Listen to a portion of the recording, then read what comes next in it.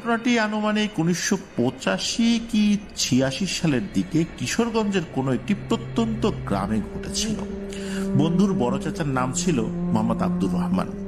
ঘটনাটি যখন ঘটে তখন ওনার বয়স মাত্র 21 বছর। ওনাদের বাড়িটি ছিল টিনের বাড়ি। রহমান চাচা বারান্দার একটি ঘরে ঘুমাতেন। ওনার বিছানার পাশে একটি জানালা ছিল, যেটি দিয়ে বাড়ির উঠান এবং সামনের অংশ দেখা যেত। উঠান পার হয়েই ছিল ঘন ঝোপঝাড় আর ফসলের ক্ষেত। একদিন রাত্রে রহমান চাচা খাওয়া দাওয়া শেষে যথারীতি ওনার ওই ঘরে ঘুমাতে যান। সেদিন কিছুটা গরম পড়েছিল, তাই উনি বিছানার পাশের জানালাটি খোলা রেখেই শুয়ে পড়েছিলেন। জানালা দিয়ে আসতে থাকা মৃদু ঠান্ডা হাওয়ায় কিছুক্ষণের মধ্যেই ওনার চোখ ঘুমে লেগে আসে। রহমান চাচা হারিয়ে যান ঘুমের রাজ্যে। ঘুমের মধ্যে রহমান চাচা একটি স্বপ্ন দেখতে থাকেন।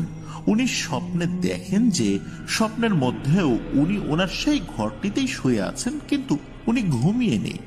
উনি ওনার বিছানার পাশের খোলা জানালাটি দিয়ে এক দৃষ্টিতে বাইরের দিকে তাকিয়ে রয়েছেন।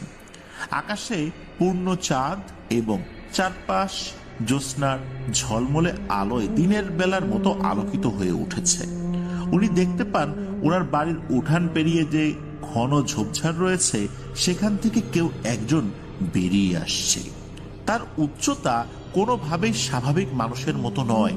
দীর্ঘকায় এই অবয়বটি ধীরে ধীরে এগিয়ে এসে বাড়ির উঠোনের উপর দাঁড়ায়। এবার যেন রহমান চাচা স্পষ্টভাবে অবয়বটিকে দেখতে পাচ্ছিলেন। দানবাকার সেই অবয়বটির উচ্চতা ছিল প্রায় 10 ফুটের মতো এবং তার সারা শরীর কুচকুচে কালো রঙের বড় বড় কাঁটায় ভর্তি ছিল। দানবটির টকটকে লাল চোখগুলো দেখে মনে হচ্ছিল সেগুলো থেকে যেন আগুন ঠিকরে বের হচ্ছে। দানবটি রহমান চাচার দিকে তাকিয়ে খুবই রাগান্বিত স্বরে বলে ওঠে, রহমান, কাজটা তুই ঠিক করলি না, মরবি তুই, তোকে মরতেই হবে। এই কথাটি বলে দানবটি প্রচন্ড আক্রোশে ভয়ানক এক গর্জন করে ওঠে। এমন অবস্থায় হঠাৎ করেই রহমান চাচার ঘুম ভেঙে যায়। রহমান চাচা ধরফর করে শোয়া থেকে উঠে বসেন। ওনার পুরো শরীর ঘামে ভিজে গিয়েছিল। উনি জানালা দিয়ে বাইরের দিকে তাকিয়ে অস্বাভাবিক কিছুই দেখতে পান না। বিষয়টিকে শুধু সাধারণ স্বপ্ন বা দুঃস্বপ্ন ভেবে রহমান চাচা জানালাটি বন্ধ করে এক গ্লাস পানি খেয়ে আবার শুয়ে পড়েন। কিন্তু ওই রাতের পর থেকে রহমান চাচার বিভিন্ন ধরনের সমস্যা হতে থাকে। কোনো ধরনের খাবার খেতেই ওনার ভালো লাগতো না। দিনের বেশিরভাগ সময়ই উনি অকারণে মানসিক বিষণ্ণতায় ভুগতেন। তবে মূল যে সমস্যাটি দেখা দিল সেটি হলো উনি ওই একই স্বপ্ন প্রায় প্রতি রাতেই দেখতে থাকেন। এক পর্যায়ে এমন অবস্থা হয় যে রাতে ঠিকমতো ঘুম না হওয়ার কারণে উনি শারীরিকভাবে খুবই দুর্বল হয়ে পড়েন। ওই সময় ওনাদের এক প্রতিবেশী নানা টুকটাক কবিরাজি করতেন। তখন রহমান চাচাকে ওনার কাছে নিয়ে যাওয়া হয়। সেই কবিরাজ রহমান চাচার কাছে সবকিছু শুনে ওনাকে একটি বিশেষ তাবিজ ও তেল পরা দেন। কবিরাজ বারবার রহমান চাচাকে সাবধান করে দেন যেন কোনো অবস্থাতেই উনি তাবিজটি শরীর থেকে না খোলেন। কবিরাজের পরামর্শ অনুসরণ করে ধীরে ধীরে রহমান চাচার শারীরিক অবস্থার উন্নতি হতে থাকে। প্রতি রাত্রে উনি যে ভয়ের স্বপ্নটি দেখতেন সেটিও দেখা বন্ধ হয়ে যায়। কিছুদিনের মধ্যেই রহমান চাচা পুরোপুরি সুস্থ হয়ে ওঠেন আল্লাহর অশেষ রহমতে, এবং সবকিছু স্বাভাবিকও হয়ে যায়। ঘটনাটি যদি এখানেই শেষ হয়ে যেত তাহলে বেশ ভালোই হতো, কিন্তু এরপর ঘটে যায় ঘটনাটির অপ্রত্যাশিত অংশ। রহমান চাচা ছোটবেলা থেকে বেশ সাহসী ও ডানপিটে স্বভাবের ছিলেন। তাই সুস্থ হওয়ার কিছুদিন পর উনি শরীর থেকে কবিরাজের দেয়া তাবিজটি খুলে রাখেন এই ভেবে যে আর কোনো সমস্যাই হবে না। এভাবে অনেক দিন কেটে যাওয়ার পর চলে আসে বর্ষাকাল। সারাক্ষণ আকাশে মেঘের আনাগোনা, থেমে থেমে অঝোর ধারায় বৃষ্টি নেমেই চলছে। এরকমই এক রাত্রে পূর্বে পরিকল্পনা করা মাফিক রহমান চাচা বন্ধুদের সাথে বিলে মাছ ধরতে যান। উনি সাথে একটি ট্যাটা নিয়ে গিয়েছিলেন মাছ শিকার করার জন্য। আকাশ মেঘাচ্ছন্ন হওয়ায় সেই রাত্রে চারপাশটা বেশ অন্ধকার ছিল। মাছ ধরতে থাকার এক পর্যায়ে রহমান চাচা ওনার পায়ের কাছে পানির মধ্যে একটি বড় মাছের নড়াচড়া টের পান। সেটি লক্ষ্য করে সজোরে ওনার হাতে থাকা ট্যাটা চালিয়ে দেন। উনি বুঝতে পারেন যে ট্যাটাটি পানির নিচে থাকা মাছের শরীরে বিদ্ধ হয়েছে, কিন্তু রহমান চাচা যখন ট্যাটাটি ধরে উপরের দিকে তুলতে যাবেন তখন উনি কিছুতেই সেটি টেনে তুলতে পারছিলেন না। এমনটা মনে হচ্ছিল যে সেটি বোধহয় পানির তলদেশে কোনো কিছুর সাথে জোরালোভাবে আটকে গিয়েছে। বিষয়টি ভালোভাবে বোঝার জন্য পানিতে হাত নামিয়ে দিতেই তীব্র ব্যথা ও আতঙ্কে রহমান চাচা চিৎকার করে ওঠেন। পানির নিচে হাত দিতেই উনি বুঝতে পারেন ট্যাটাতে বিদ্ধ যে মাছটিকে উনি স্বাভাবিক বড় আকারের একটি মাছ ভেবেছিলেন সেটি আদতে কোনো সাধারণ মাছ নয়। রহমান চাচা হাতের স্পর্শে বুঝতে পেরেছিলেন যে বিশাল আকৃতির এই অবয়বটির সারা শরীর ভর্তি বড় বড় কাঁটা, যেগুলোর কয়েকটি ওনার হাতের তালুতে বিঁধে গিয়েছিল। আচমকা ব্যথা পেয়ে যখনই রহমান চাচা অন্য হাতে ধরে থাকা ট্যাটার উপরের অংশ ছেড়ে দিয়েছেন, তখনই পানির নিচে থাকা সেই ভয়ানক জিনিসটি প্রবল বেগে একটি ঝাড়া দিয়ে ট্যাটাবিদ্ধ অবস্থাতেই পানির গভীরে চলে যায়। এদিকে রহমান চাচার চিৎকার শুনে আশপাশে থাকা ওনার বন্ধুরা সাথে সাথে ছুটে আসেন। ওনার হাতে প্রচন্ড ব্যথা করছিল এবং হাতের তালুতে অনেক জ্বালাপোড়া করছিল। সবাই মিলে রহমান চাচাকে তাৎক্ষণিকভাবে ওনার বাড়িতে নিয়েও আসেন। বাড়িতে ফিরে উনি ওনার পরিবারের সদস্যদেরকে পুরো বিষয়টি খুলে বলেন। তখন অনেকে বলেন রহমান চাচার হাতে হয়তো বিষাক্ত কোনো কিছুর খোঁচা লেগেছে। ওনার আম্মা প্রাথমিকভাবে কিছুটা হলুদ বেটে ওনার হাতের তালুর লাল হয়ে যাওয়া জায়গাটিতে লাগিয়ে দেন। এরপর কয়েকদিনের মধ্যেই রহমান চাচার হাতের ব্যথাটি পুরোপুরি ঠিকও হয়ে যায়। তবে এই ঘটনার চতুর্থ দিন সকালে ঘুম থেকে উঠে রহমান চাচা খেয়াল করেন ওনার হাতের তালুতে যেখানে সেই ভয়ানক জিনিসটির কয়েকটি কাঁটা বিঁধে গিয়েছিল সেখানে হালকা রঙের কিছু ছোপ ছোপ দাগের মতো তৈরি হয়েছে। প্রথমে বিষয়টি তেমন গুরুত্ব সহকারে না নিলেও ধীরে ধীরে ওই ছোট ছোট কালো দাগগুলো হাতের তালু থেকে ওনার পুরো শরীরে ছড়িয়ে পড়তে থাকে। সময় বাড়ার সাথে সাথে রহমান চাচার স্কিনের উপর ফুটে ওঠা দাগগুলো আরো গাঢ় হয়ে উঠছিল এবং ওই জায়গাগুলোতে রাত হলেই অসহনীয় জ্বালা পড়া শুরু হতো। রহমান চাচা সেই অসহ্য যন্ত্রণায় সারা রাত ছটফট করতেন। ওনাকে চিকিৎসকের পরামর্শ অনুযায়ী বেশ কিছু ওষুধও খাওয়ানো হয়, কিন্তু কিছুতেই কোনো কাজ হয় না। এক রাত্রে রহমান চাচা সেই আগের মতো একটি স্বপ্ন দেখেন। উনি দেখেন কাঁটাযুক্ত ভয়ানক দানবটি ওনার বাড়ির উঠোনে এসে দাঁড়ায় এবং তাচ্ছিল্যের ভঙ্গিতে ভারী গলায় ওনাকে বলে, বলেছিলাম না তুই মরবি, তোকে তো মরতেই হবে, কেউ বাঁচাতে পারবে না তোকে। এই বলে দানবটি অট্ট হাসি হাসতে থাকে। দানবটির কথা শুনে রহমান চাচা ভয়ে চিৎকার করে ওঠেন এবং ওনার ঘুমও ভেঙে যায়। ওনার চিৎকারে ওনার পরিবারের সদস্যদেরও ঘুম ভেঙে যায়। রহমান চাচা ওনার দেখা স্বপ্নের বিষয় সবাইকে বলেন। তখন ওনার পরিবারের সদস্যরা বুঝতে পারেন যে এটি হয়তো কয়েক মাস আগে রহমান চাচার সাথে ঘটে যাওয়া ঘটনার সাথেই সম্পর্কযুক্ত। পরদিন সকালে চাচাকে সেই কবিরাজের কাছে নিয়ে যাওয়া হয় যিনি প্রথমবার এই রহমান চাচার সমস্যাটি নিয়ে কাজ করেছিলেন। কবিরাজ প্রথমেই রহমান চাচাকে জিজ্ঞেস করেন যে ওনার দেওয়া সেই তদবিরটি কোথায়। যখন উনি শুনলেন যে রহমান চাচা সুস্থ হয়ে যাওয়ার পর সেটি খুলে রেখেছিলেন, তখন উনি ভীষণ রেগে যান এবং উনি রহমান চাচাকে কোনো সাহায্য করতে পারবেন না বলে সাফ জানিয়ে দেন। অনেক অনুরোধ করার পরও উনি রহমান চাচার কোনো চিকিৎসা করতে রাজি হননি। অগত্যা ওনারা নিরাশ হয়ে বাড়িতে ফেরত আসেন। ক্রমশ রহমান চাচার অবস্থা আরো খারাপ হচ্ছিল। ওনার শরীরের ছোপ ছোপ কালো দাগের জায়গাগুলোতে একসময় পচন ধরে এক ধরনের ক্ষতের সৃষ্টি হয়। এই অবস্থায় রহমান চাচার এক দুঃসম্পর্কের মামায় এক হুজুরের সন্ধান দেন। ওই হুজুরের বাড়ি ছিল রহমান চাচাদের গ্রাম থেকে বেশ কিছুটা দূরে। রহমান চাচা যেহেতু অনেক অসুস্থ অবস্থায় ছিলেন, তাই ওনার পরিবারের সদস্যরা ওই হুজুরকে অনুরোধ করেন, অনেক অনুনয় বিনয় করে অনুরোধ করেন যে একটু কষ্ট করে হলেও যেন হুজুর সাহেব একটিবারের জন্য ওনাদের বাড়িতে গিয়ে রহমান চাচাকে দেখে আসেন। হুজুর সাহেব ওনাদেরকে আশ্বস্ত করেন এবং বলেন যে উনি রহমান চাচাকে দেখতে যাবেন।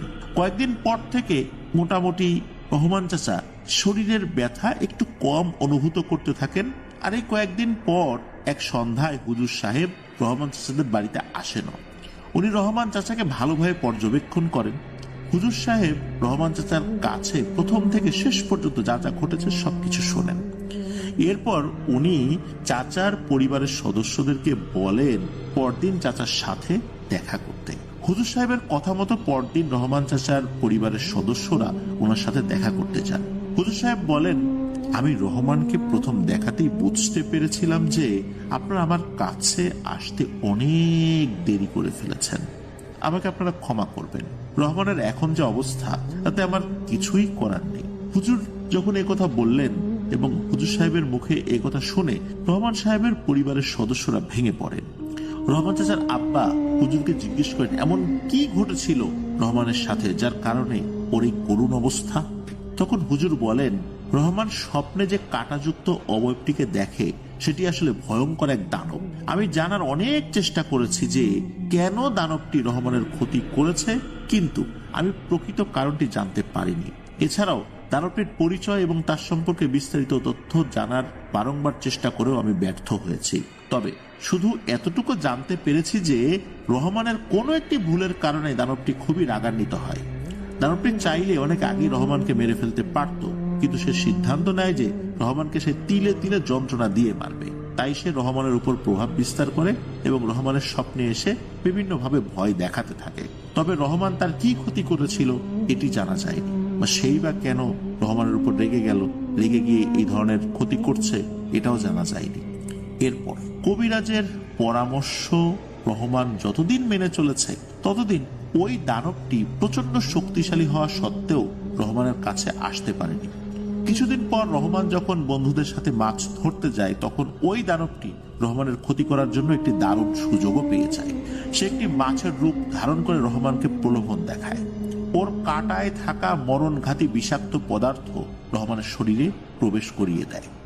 আপনারা যদি ঘটনা ঘটার 3 দিনের মধ্যে আমার কাছে রহমানকে নিয়ে আসতেন তাহলে হয়তোবা আল্লাহর ইচ্ছা আমি কিছু করতে পারতাম, কিন্তু এখন আমার পক্ষে রহমানের জন্য দোয়া করা ছাড়া আর কোনো কিছুই করা সম্ভব নয়। হুজুর সাহেবের কাছ থেকে বিদায় নিয়ে রহমান চাচার পরিবারের সদস্যরা বাড়িতে ফিরে আসেন।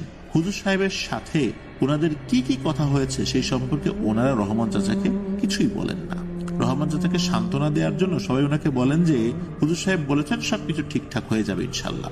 এভাবেই আরো কয়েক সপ্তাহ কেটে যায়। একদিন সকালে অনেক বেলা হয়ে গেলেও রহমান চাচা ঘুম থেকে ওঠেন না। তখন ওনার পরিবারের সদস্যরা ওনাকে ডাকতে গিয়ে দেখেন ওনার ঘরের দরজা ভেতর থেকে লাগানো। তখন সবাই জোরে জোরে দরজার কড়া নাড়তে থাকেন এবং ওনার নাম ধরে ডাকতেও থাকেন। এরকম ভাবে কিছুটা সময় পার হয়ে গেলেও যখন রহমান চাচার কোনো সারা শব্দ পাওয়া যায় না তখন বাড়ির সবাই মিলে দরজাটি ভেঙে ফেলেন। ঘরের ভিতরে ঢুকে ওনারা যে দৃশ্য দেখেন সেটি দেখার জন্য ওনারা যে প্রস্তুত ছিলেন না এটা বলা যাবে না। ওনারা মানসিকভাবে হয়তো বা কিছুটা হলেও প্রস্তুত ছিলেন। ওনারা দেখেন রহমান চাচার নিথর দেহ বিছানার এক কোণে পড়ে রয়েছে, আর রহমান চাচার চোখ, নাক, কান থেকে রক্ত গড়িয়ে পড়ে শুকিয়ে তা কালচে বর্ণ ধারণ করেছে। চোখের সামনে ছেলের এমন করুণ অবস্থা দেখে রহমান চাচার আম্মা এক হৃদয় বিদারক আত্মচিৎকার দিয়ে জ্ঞান হারিয়ে ফেলেন। শোনা গিয়েছে জ্ঞান ফেরত আসার পর ওনার নাকি শরীরের একাংশ অবশ হয়ে যায়, মানে প্যারালাইসিস হয়ে যায়। যখন এই ঘটনাটি সংগ্রহ করা হয় তখনও নাকি রহমান চাচার আম্মা এই অবস্থাতেই ছিলেন। এভাবেই রহস্যময় কোনো এক ঘটনার কারণে রহমান চাচার এই করুণ পরিণতির মাধ্যমেই এই ঘটনাটির ইতি ঘটে। এটি ছিল ঘটনা। প্রিয় লিসেনার্স, আপনাদের কাছে কি মনে হয় কি হতে পারে? কেনই বা রহমান চাচার সাথে এমনটা হলো যেটা হুজুরও জানতে পারলেন না? আমি এই বিষয়ে একটু কথা বলতে চাই। সেটি হচ্ছে যে এমন ধরনের কিছু জিন রয়েছে যেগুলো সম্পর্কে কোনো তথ্য সচরাচর জানতে পারা যায় না। এর আগে আমরা একটি ঘটনা শেয়ার করেছিলাম।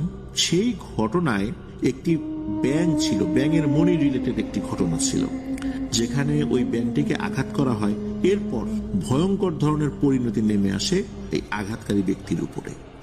জিনেদের মাধ্যম দিয়ে খোঁজ খবর নেওয়ার চেষ্টা করা হয়। জিনেরাও এই বিষয়ে কোনো খোঁজ খবর নিতে পারেনি, কারণ এগুলো এমন এক ধরনের জিন সম্প্রদায় যাদের সাথে যোগাযোগ করা যায় না। এরা স্বাভাবিকভাবে অন্য জিনেদের সাথে মেশেও না। এরা এমন এক ধরনের সম্প্রদায় যারা জিন সমাজ থেকে সম্পূর্ণভাবে আলাদাভাবে থাকে, অথচ তারা জিন, তাদের সবকিছু আলাদা। হয়তোবা রহমান চাচা নিজের ভুলেই এই ধরনের কোনো একটা জিনের ক্ষতি করে ফেলেছিলেন, কিন্তু কিভাবে কোন অবস্থাতে করেছিলেন এটা উনি নিজেও বলতে পারেন না। আর এই কারণেই ওই জিনটি প্রচন্ড রকমের ক্ষিপ্ত হয়েছিল।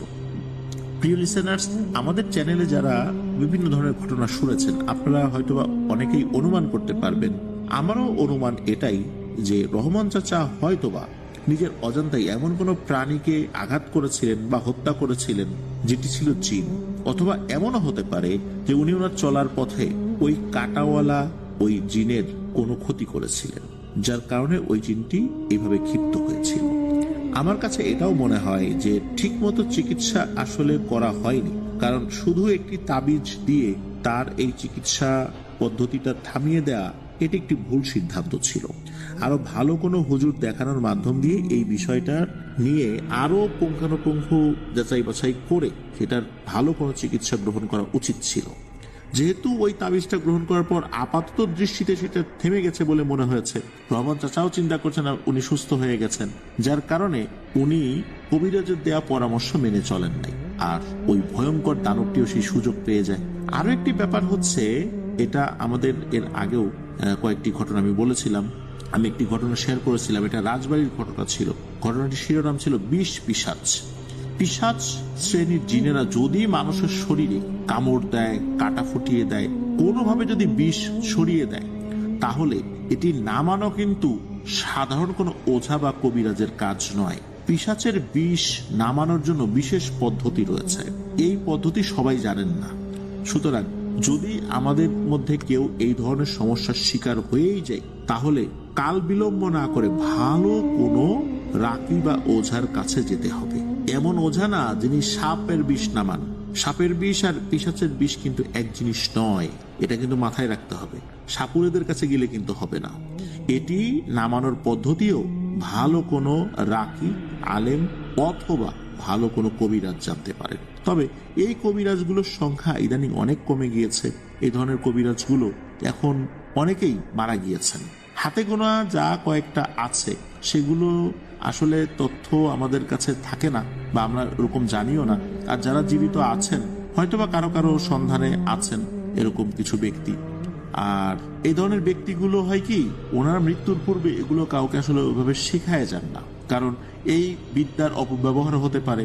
তারা যখন এই বিদ্যাটা শেখেন, তারা তাদের গুরুর কাছে প্রতিশ্রুতিবদ্ধ থাকেন যে এমন কাউকে শেখানো যাবে না যে লোভে পড়ে এই বিদ্যাটার অপব্যবহার করবে। এই কারণেই সারা জীবনে তারা ওই ধরনের ব্যক্তিকে পানও না, কখনো কখনো নিজের ছেলে পেলেদেরকেও শিক্ষা দিয়ে যান না। এইভাবেই এই বিদ্যাটা হারিয়ে যাচ্ছে। যে ঘটনাটি উনি পাঠিয়েছেন, এই ঘটনাটি ওনার এক দাদির কাছ থেকে সংগ্রহ করেছেন, আর ঘটনাটি ওই দাদির বাবার সাথে ঘটেছিল। বিশেষ কিছু কারণে ঘটনার এক্সাক্ট স্থান সম্পর্কে উনি তথ্য দিতে অপারগতা প্রকাশ করেছিলেন, কারণ তথ্যগুলো উপস্থাপন করলে নতুন করে অনেক বিষয় সামনে চলে আসবে, ঝামেলা হতে পারে। এই কারণে মূলত উনি সেই বিষয়গুলো একটু এড়িয়ে গিয়েছেন।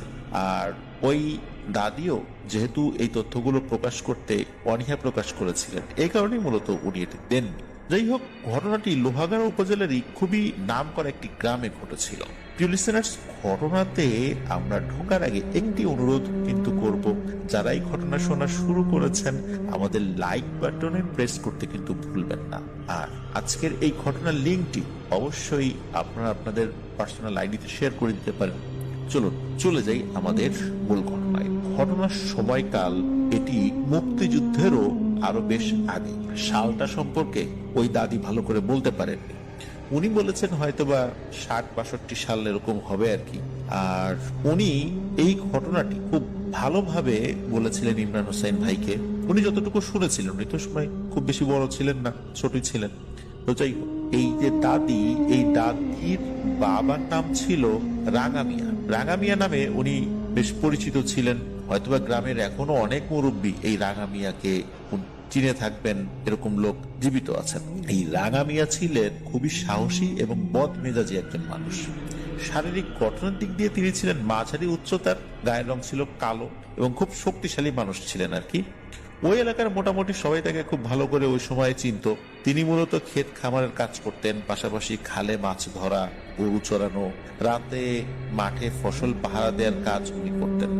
আর যেহেতু উনি খুব বদমেজাজি মানুষ ছিলেন, এতটাই বদমেজাজি ছিলেন যে প্রতিবেশী যারা ছিলেন তাদের কোনো গবাদি পশু যদি ভুল করে তার বাড়ির আঙিনায় চলে আসতো, তাহলে এই রাঙা মিয়া হাতের কাছে যা পেত তাই দিয়ে ওগুলোকে আঘাত করত আর তাদের মালিকদেরকে অকথ্য ভাষায় গালিগালাজ করত। তো একদিন সন্ধ্যার দিকে, তখন মাগরিবের আজান দেয়নি, দিবে দিবে ভাব, মানে সন্ধ্যা নেমে এসেছে।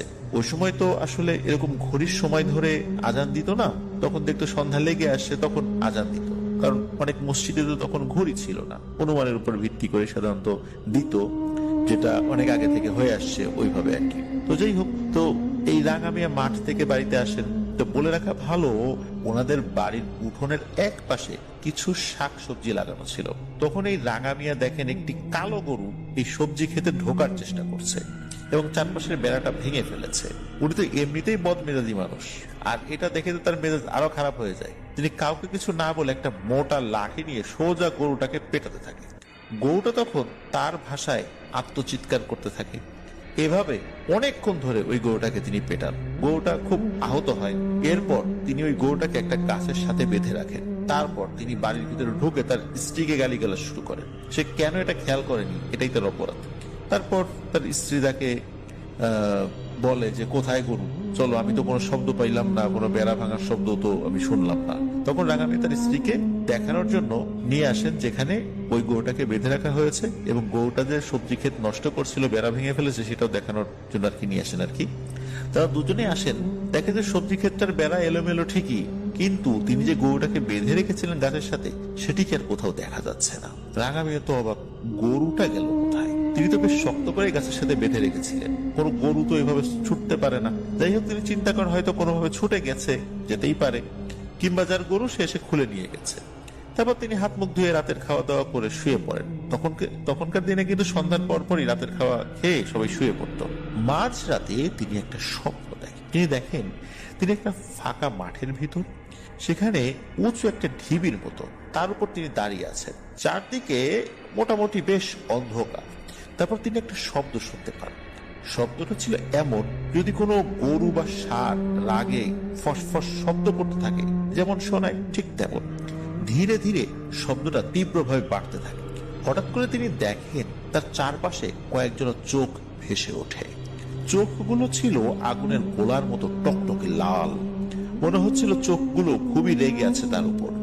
এরপর তিনি ভয়ঙ্কর একটা বিষয় লক্ষ্য করেন। এতক্ষণ তো কয়েকজোড়া চোখ ছিল, এখন সেগুলো আস্তে আস্তে মনে হচ্ছে বৃদ্ধি পাচ্ছে। যতদূর তার চোখ যায়, শুধু সেই আগুনের গোলার মতো চোখ দেখতে পাচ্ছেন তিনি, আর সেই সাথে চোখগুলো এক একটা অবয়বে পরিণত হচ্ছে। একসময় তিনি দেখেন সেগুলো বিশাল বিশাল এক একটা গরুতে রূপান্তরিত হচ্ছে।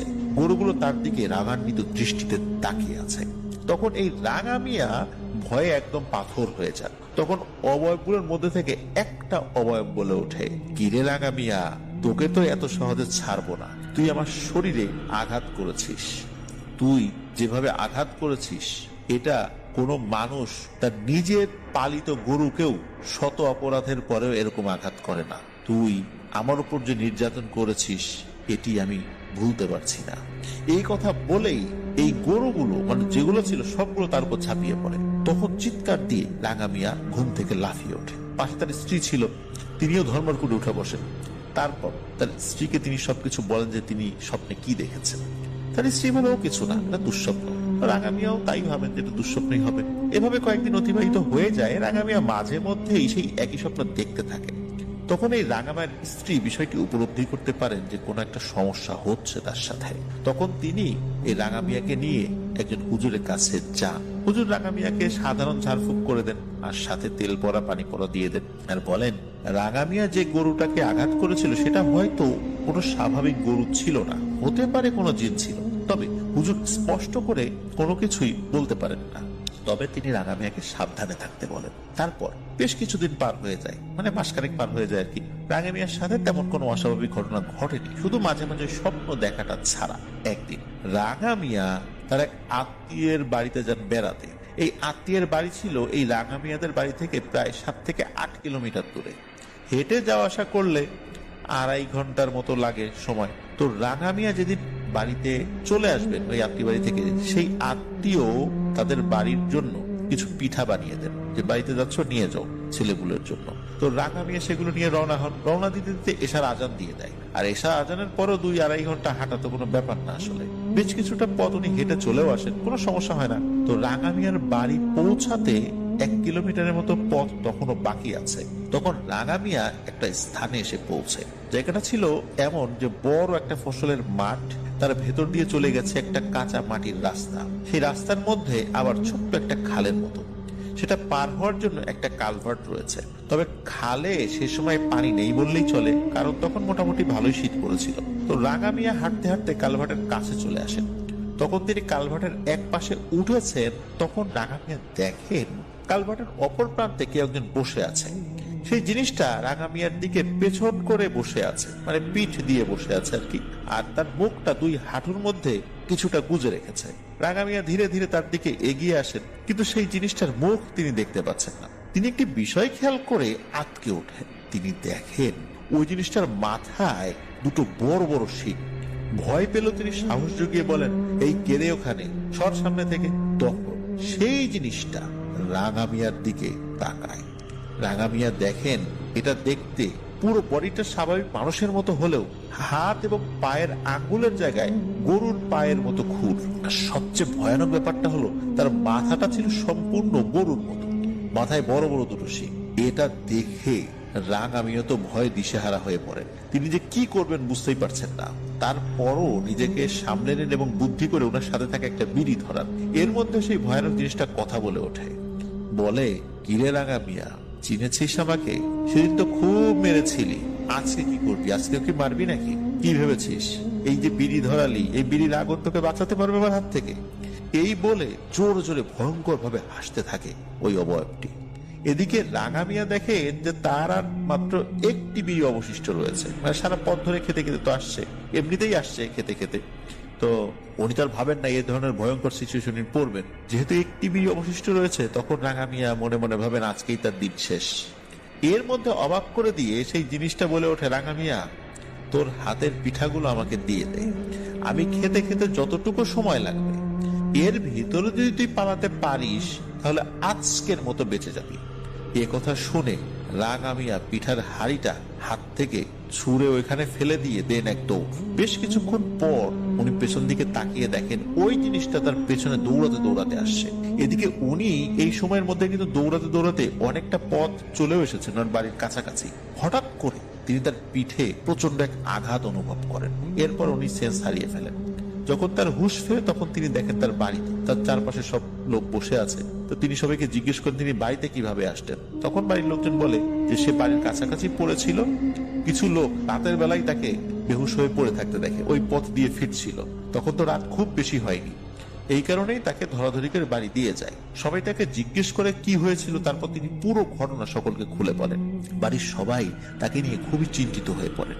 আবারও তাকে হুজুরের কাছে নিয়ে যান। নিয়ে যেতে যেতে মোটামুটি সন্ধ্যা হয়ে যায়। হুজুর বলেন এশার নামাজের পর তিনি চেষ্টা করবেন সেই জিনটিকে হাজির করার। ও হুজুর চেষ্টা শুরু করেন। ওখানে তেমন কোনো লোক ছিল না। হুজুর ছিল, রাঙা মিয়া ছিল, রাঙা মিয়ার স্ত্রী ছিল, আর একজন আত্মীয় ছিল। উনি অনেকক্ষণ ধরে চেষ্টা করছেন রাঙা মিয়ার উপরে ওই জিনটাকে হাজির করার জন্য, কিন্তু কোনোভাবেই উনি সফলকাম হতে পারছিলেন না। এভাবে অনেক সময় চেষ্টা করার পর হঠাৎ করে ভয়ানক এক হুঙ্কার দিয়ে ওই জিনটা হাজির হয়।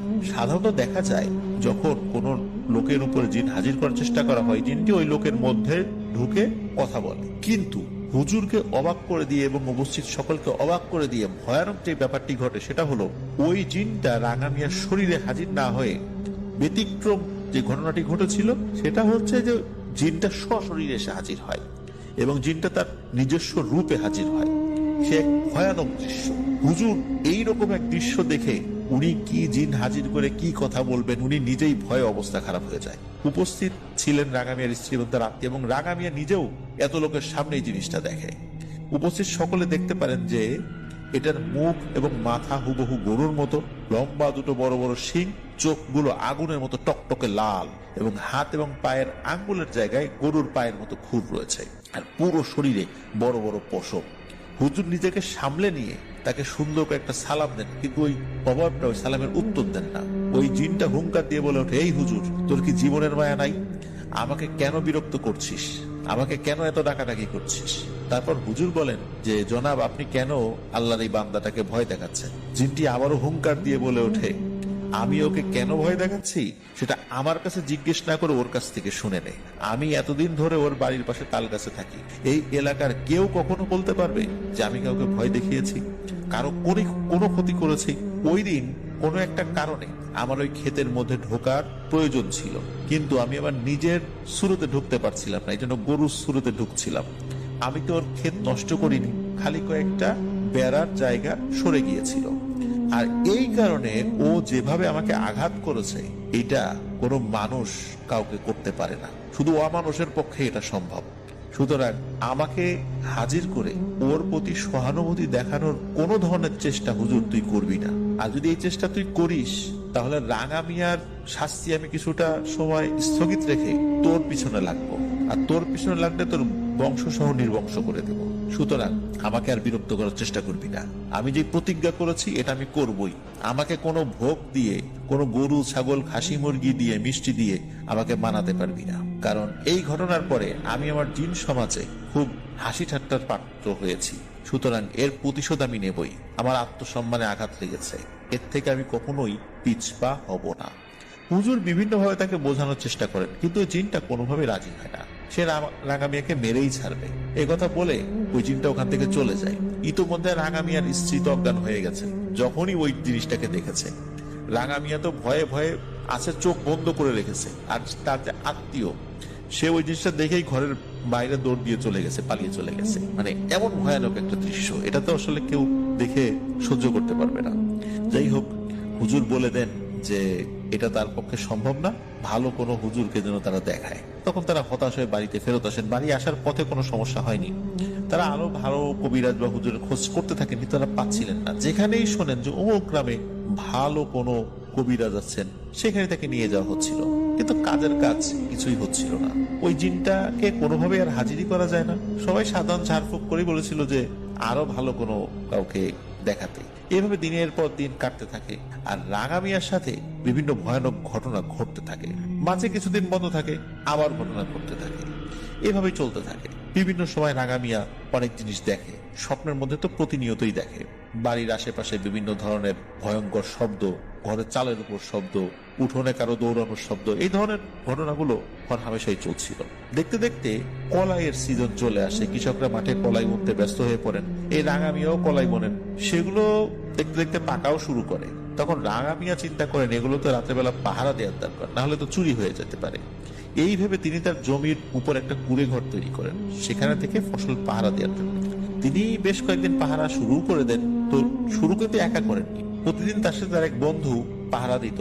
কিন্তু হঠাৎ করে সেই বন্ধু অসুস্থ হয়ে পড়ায় তিনি আর আসতে পারেননি এক রাত্রে। তো ওই দিন রাত্রে রাঙা মিয়া একাই যান ফসলের ক্ষেতটা পাহারা দিতে। সাথে তিনি তার 3টা গরু নিয়ে যেতেন সবসময়। তো গরুগুলোকে রাত্রেবেলা ছেড়ে দিতেন, তারা ওই মাঠের মধ্যে ওদের মতো করে ঘাস লতা পোতা খেত। তো ওই দিন রাঙা মিয়ার বাড়ির লোক তাকে নিষেধ করেন যেতে, কিন্তু রাঙা মিয়া তাদের কথা অমান্য করেই যান, কারণ কলাই তো পেকে গেছে, এখন না গেলে তো আসলে ক্ষতিই হতে পারে। এদিকে রাঙা মিয়া কুড়ে ঘরের কাছে চলে যান, গিয়ে গরুগুলোকে ছেড়ে দেন প্রতিদিনের মতো। তো তিনি কুড়ে ঘরের ভেতর চলে যান, চিন্তা করেন যে উনি আর বেরোবেন না। তো কিছুক্ষণ পর ওনার প্রকৃতির ডাক চলে আসে, এবং এই জন্য উনি কুড়ে ঘর থেকে বাইরে বের হয়ে আসেন। বের হয়ে যখন এসেছেন, তখন হঠাৎ এক বিকট গর্জন উনি শোনেন। পেছন দিকে উনি তাকান, গর্জনটা পেছন দিক থেকে এসেছিল বলে ওনার কাছে মনে হয়। পেছনে তাকিয়ে তিনি যা দেখেন, তাদের তো শ্বাস প্রশ্বাস বন্ধ হয়ে যাওয়ার উপক্রম হয়। তিনি দেখেন ওই যে অবয়বটা যেটা তার পেছনে লেগে আছে, সেটা হাওয়ায় ভাসতে ভাসতে তার দিকে এগিয়ে আসছে।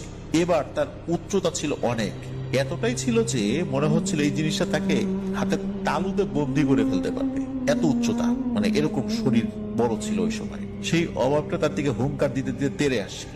রাঙা মিয়া এটা দেখে এক দৌড়ে কুড়ে ঘরের ভিতরে ঢুকে পড়েন এবং দরজা বন্ধ করে দেন। তখন তিনি শুনতে পান ওই জিনিসটার ভয়ানক হুঙ্কার। ওই জিনিসটা বলতে থাকে, রাঙা মিয়া, আজকে তোকে আমার হাত থেকে কেউ বাঁচাতে পারবে না। এটা বলছে আর হুঙ্কার দিচ্ছে। তো রাঙা মিয়া সাহস করে কুড়ে ঘরের বেড়াগুলো একটু ফাঁকা করে দেখার চেষ্টা করেন। তিনি সেখান দিয়ে দেখেন যে ওই জিনিসটা কুড়ে ঘরের চারপাশ দিয়ে হাওয়ায় ভাষার হুঙ্কার দিচ্ছে। কিন্তু অদ্ভুত একটি বিষয় খেয়াল করেন যে তার যে 3টা গরু, এই গরুগুলো প্রত্যেকের জন্য ছুটে এসেছে এবং কুড়ে ঘরের 3 পাশে দাঁড়িয়ে আকাশের দিকে তাকিয়ে ওই গরুটার দিকে তাকিয়ে ফসফস শব্দ করছে। সাধারণত গরুগুলো অতি প্রাকৃত কোনো জিনিস দেখে ভয়ে পালিয়ে যাওয়ার চেষ্টা করে, ছোটাছুটি শুরু করতে থাকে। অথচ এই 3টা গরু বিভিন্ন জায়গায় ছড়িয়ে ছিটিয়ে ঘাস খাচ্ছিল বা তাদের মতো করে খাবার খাচ্ছিল, কিন্তু এই 3টা গরু এখানে এসে ওই ভয়ানক গরুর দিকে তাকিয়ে ফসফস শব্দ করছে, মানে রেগে ফসফস শব্দ করছে। এটা দেখে রাঙা মিয়া খুব অবাক হন এবং ওই গরুগুলোর প্রতি উনি বেশ অনুরক্ত হয়ে যান, তাদের প্রতি আরো ভালোবাসা জাগে যে আমার এই গরুগুলো এই সময় পালিয়ে না গিয়ে এখানে এসে এরকম করছে, কারণটা কি এটা উনি বুঝতে পারেন না। তো তার কাছে এতটুকু মনে হয় ওই জিনিসটা রাঙা মিয়াকে যেহেতু আক্রমণ করতে এসেছে, ওই গরুগুলো তাকে কোনোভাবে মালিককে হেফাজত করার চেষ্টা করছে। এভাবে বেশ কিছুক্ষণ চলে। এভাবেই আস্তে আস্তে সকাল হয়ে যায়। রাঙা মিয়া ঘরের থেকে আর বের হননি। সকাল যখন হয়ে যায়, মানে ফজরের আজান যখন হয়ে গেছে, তখন ওই জিনিসটা ওখান থেকে চলে যায়। কিন্তু অদ্ভুত ব্যাপার, ওই জিনিসটা ওই ঘরের মধ্যে কিন্তু ঢুকতে পারে, বাইরে থেকেই হুঙ্কার ছাড়ছিল আর কি। রাঙা মিয়া গরুগুলোকে নিয়ে বাড়িতে চলে আসেন, সবাইকে সবকিছু খুলে বলেন। ওই গরুগুলো কোনো অস্বাভাবিক গরু ছিল না, তারই পালিত গরু, কিন্তু গরুগুলোর এরকম আচরণ দেখে সকলকে উনি বলেন যে গরুগুলো কেন এরকম আচরণ করলো আমার ঠিক বোধগম্য হলো না, তবে মালিকের প্রতি ভালোবাসা থেকেই হয়তো বা তারা এই কাজটি করেছে। যাই হোক, এর মধ্যে বাড়ির সকলে তাকে তো খুব রাগারাগি করছে যে তাকে বারবার তো বলা হয়েছিল উনি যেন না যান। তো ওই দিনই তারা বেশ দূরে একজন কবিরাজের সন্ধান পান, ঠিক করেন যে পরের দিন সেখানে যাবেন। কিন্তু ওই রাতেই ঘটে যায় একটা অনাকাঙ্ক্ষিত ঘটনা। রাঙা মিয়া ও তার স্ত্রী শুয়ে আছেন। ওই দিন আর উনি কলাই ক্ষেত পাহারা দিতে যান নাই, যেহেতু আগের রাতে এরকম একটা ভয়ানক ঘটনা ঘটেছে। তখন রাঙা মিয়ার স্ত্রীর ওয়াশরুমে যাওয়ার প্রয়োজন হয়, তাই তার স্ত্রী তাকে একা ঘরে রেখে ওয়াশরুমে যান। ওয়াশরুম যেটা গ্রামের সাধারণ ওয়াশরুম, ঘর থেকে একটু বাইরে হয়। তো উনি ওয়াশরুমে গিয়েছেন, হঠাৎ করে তিনি ঘরের মধ্যে থেকে তার স্বামীর বিকট গোঙানির শব্দ শুনতে পান। তিনি ওয়াশরুমে না গিয়ে দ্রুত ঘরে চলে আসেন। এসে যা দেখেন এটা কোনোভাবেই সহ্য করার মতো নয়। তিনি দেখেন তার স্বামী বিছানায় শোয়া, কিন্তু তার হৃৎপিণ্ড বরাবর বুকের উপর বড় একটা ছিদ্র হয়ে আছে, আর সেখান থেকে রক্ত গলগল করে পড়ছে। তখন তিনি তার পেছন থেকে, মানে ঘরের বাইরে থেকে একটা কথা শুনতে পান। তখন তিনি ঘুরে পেছনের দিকে তাকান, দেখেন সেই জিনিসটা, ওই অবয়বটা। সে বলছে, বলছিলাম না যে ওকে আমি ছাড়বো না, আমি আমার কাজ করে গেলাম, এই বলে ভয়ঙ্কর এক বিকট হাসি দেয়। এবং রাঙা মিয়ার স্ত্রী দেখে ওই জিনিসটার খুরের মতো যেই হাত, ওইখানে কিছু একটা আছে যেটা থেকে রক্ত ঝরে পড়ছে। রাঙা মিয়ার স্ত্রী আর বুঝতে বাকি রইল না যে এটা তার স্বামীর বুকের মধ্যে থেকেই কোনো একটা জিনিস বের করে নিয়ে হয়েছে। এরপর তিনিও চিৎকার দিয়ে বেহুশ হয়ে যান। পরবর্তী তার হুশ ফিরলে দেখেন সবাই তার চারপাশে, আর রাঙা মিয়া নিথর শরীরটাও পড়ে আছে। পরে রাঙা মিয়াকে গোসল করানো হয়, দাফন কাফন করানো হয়। অবাক করা বিষয় হচ্ছে, রাঙা মিয়ার শরীরের ভিতর থেকে হৃৎপিণ্ডটা নিয়ে যাওয়া হয়েছিল, আর এই হৃৎপিণ্ডটা আর কোথাও পাওয়া যায়নি। আর রাঙা মিয়ার মৃত্যুর পর তার পরিবারের সাথে আর কোনো ভয়ানক ঘটনাও ঘটেনি, ওটা থেমে যায়। রাঙা মিয়ার মৃত্যুর সাথে সাথেই ওই জিনিসটার ইতি ঘটে। তো এটাই ছিল রাঙা মিয়ার সাথে ঘটে যাওয়া ভয়ঙ্কর একটি সত্য ঘটনা। প্রিয় লিসেনার্স, আসলেই পৃথিবীতে অনেক ভয়ানক ঘটনাই ঘটে। কখনো কখনো সেই ঘটনাগুলোর সলিউশন করা যায় বুঝিয়ে শুনিয়ে, বা অনেক সময় আমরা দেখেছি যে তাদেরকে কোনো জিনিস দিতে হবে, দিলে চলে যাবে। কিন্তু যেখানে আসলে আত্মসম্মানের প্রশ্নটা চলে আসে, তখন কেউ আসলে তার জায়গা থেকে ছাড় দিতে চায় না। এই জিনটার বেলায়ও এই ঘটনাটি হয়েছিল। যেহেতু তার আত্মসম্মানে আঘাত লেগেছে, এই কারণে সে তার অবস্থানে অনড় ছিল। কোনোভাবেই সে তার প্রতিশোধ না নিয়ে যাবে না, সেটা সে করেও ছিল। আর যেহেতু রাঙা মিয়াকে হত্যা করার পর ওই পরিবারের কারোর সাথে আর কোনো ভয়ানক ঘটনা ঘটেনি, এই কারণে ওই পরিবারের কোনো সদস্য নতুন করে কোনো কবিরাজের কাছে যাননি। এটি ছিল ঘটনা। ধন্যবাদ ইমরান হোসেন ভাই, চমৎকার একটি ঘটনা লিসেনারদের উদ্দেশ্যে আপনি পাঠিয়েছেন। আশা করছি লিসেনারদের কাছে ঘটনাটি ভালো লাগবে। প্রিয় লিসেনার্স, আপনারা যারা এখনো আমাদের চ্যানেল সাবস্ক্রাইব করেননি তারা দ্রুত সাবস্ক্রাইব করে ফেলুন প্লিজ। আর লাইক বাটনে প্রেস করতে কিন্তু ভুলবেন না। আমাদের চ্যানেল লিঙ্কটা কিন্তু আপনারা আপনাদের আইডিতে শেয়ার করে দিতে পারেন। আমাদের ফেসবুক পেজ এবং গ্রুপ রয়েছে আপনার দখল ওয়ার্ল্ড নামে। এই দুটো লিঙ্ক আমরা আমাদের ভিডিও ডেসক্রিপশনে দিয়ে রেখেছি, সেখানে কি আপনারা আমাদের পরিবারের সদস্য তো হয়ে যেতে পারেননি, সেই সাথে আমাদের ফেসবুক পেজ এবং গ্রুপের লিঙ্কটাও কিন্তু আপনারা শেয়ার করে দিতে পারেন। আপনারা আপনাদের মূল্যবান মতামত পোস্ট করে বা কমেন্ট করে জানাতে পারবেন। আর আপনারা যারা ঘটনা পাঠাতে চান তারা লিখে অথবা রেকর্ড করে যে কোনোভাবে ঘটনা পাঠাতে পারবেন afnandaholworld@gmail.com এই ইমেল অ্যাড্রেসে। ইমেল অ্যাড্রেসের স্পেলিংটাও আমরা আমাদের ভিডিও ডেসক্রিপশনে দিয়ে রেখেছি, সেখানে গিয়ে স্পেলিংটা চেক করে নিতে পারবেন।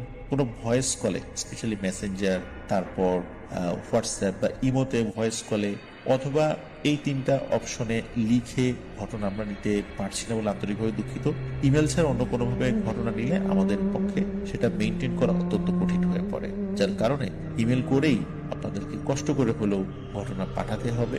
আর কিভাবে ইমেল করতে হবে অনেকেই এই বিষয়টা বুঝতে পারেন না, সেক্ষেত্রে আমি পরামর্শ দিব আপনার ইউটিউবে 1 মিনিটের টিউটোরিয়াল রয়েছে বা 2 মিনিটের টিউটোরিয়াল রয়েছে, সেখান থেকে আপনারা দেখে নিতে পারবেন। এটা খুবই সিম্পল একটা ওয়ে ইমেল করাটা, ইনশাল্লাহ আপনারাও পারবেন। তবে রেকর্ড ফাইল যদি একটু বড় হয়ে যায় সেক্ষেত্রে আপনারা যদি অ্যাটাচমেন্টে গিয়ে দেখেন যে এটা হচ্ছে না, তখন এটাকে গুগল ড্রাইভ করে লিঙ্কটা শুধু ইমেল করে দিবেন। তবে অবশ্যই আপনাদের এই লিঙ্কটার অ্যাক্সেস কিন্তু পাবলিক করে দিতে হবে, তা না হলে কিন্তু আমরা সেখানে ঢুকে ওই ঘটনাটা শুনতে পারবো না। তো এটাই প্রক্রিয়া। প্রিয় লিসেনার্স, আজকের মতো বিদায় নিচ্ছি। আসছে সোমবার অমীমাংসিত রহস্যের আরো একটি এপিসোড নিয়ে আপনাদের সামনে ইনশাল্লাহ হাজির হব। সে পর্যন্ত সকলে ভালো থাকবেন, সুস্থ থাকবেন, আমার জন্য দোয়া করবেন, আমার পরিবারের জন্য দোয়া করবেন, আপনাদের জন্য দোয়া রইল, আপনাদের পরিবারের প্রত্যেকের জন্য দোয়া রইল। মহান আল্লাহ সুবহানাহু ওয়া তাআলা আমাদেরকে ভালো রাখুন, সুস্থ রাখুন, নিরাপদে রাখুন, আফনান দ্য হোল ওয়ার্ল্ডের সাথে রাখুন। আসসালামু আলাইকুম। প্রিয় লিসেনার্স, আসসালামু আলাইকুম।